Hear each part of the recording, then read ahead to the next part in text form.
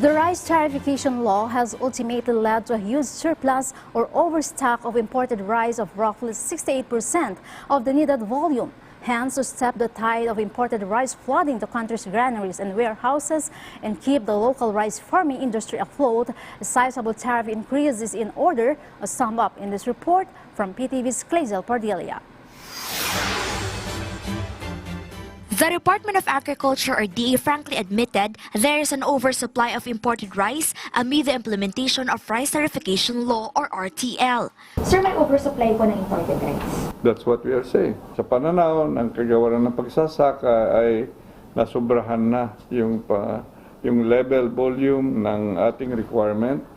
And so further imports will have now to be looked at differently. DA aims to fill 7% of Philippine rice insufficiency by rice importation. But since its implementation, the volume of imported rice that has entered the country went up to 2.4 million metric tons. This is more than 11% of country's rice requirement, which means there is more than 4% of rice supply surplus. If the influx of imported rice persists during the harvest season, local farmers may possibly suffer from the relatively low price of palay. Because of this, the Department of Agriculture or DA plans to double rice tariffs on imported rice, from the current 35% to a 75% for imported rice coming from ASEAN countries like Thailand, Vietnam, and Indonesia. Meanwhile, a 100% tariff will be probably imposed on imported rice traders from outside the ASEAN. The DA will also impose stringent measures in issuing sanitary permits. The DA is now gathering stronger grounds and making the case for higher tariffs for Commission's approval. Is the Anti-Dumping Act, which we are now observing in terms of following the process. The DA believes additional tariff on imported rice will protect the farmers. Clazel Pardilia for the Nation. Approximately 2,000 hogs have been designated to be put to sleep to keep the dreaded African swine fever that has hit a number of Quezon City communities in check. Some 700 or a little over a third have been lullabied to permanent respite, so as far narrated in this report, and more by PTV's Clazel Pardilia.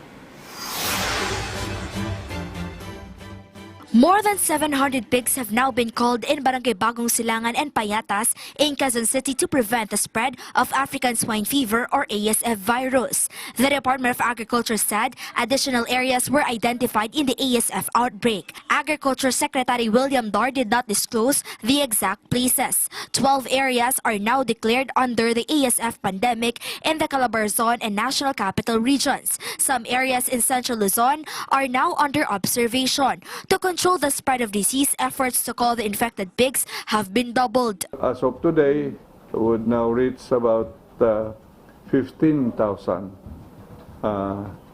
heads of pigs that have been culled out, depopulated. There are approximately 12 million pigs in the country, and the DA says the effect of ASF outbreak on the supply of pork has been minimal or negligible. Meanwhile, the World Animal Protection lamented the lack of information given by DA. Earlier, in July 25, the DA reported an incident of ASF in the Philippines, but it was only September 9 when the DA officially confirmed the existence of the disease to the public. No information is out in the public domain. Then that disease was spreading already. Agriculture Secretary William Dar said he only received information 2 weeks after he was assigned as Agri-Chief this August. Meanwhile, former Agriculture Secretary Manny Piñol said walang official report sa amin. The DA assures 117 protocol is under strict implementation. They will also be very careful in providing accurate information. These are internal strategies.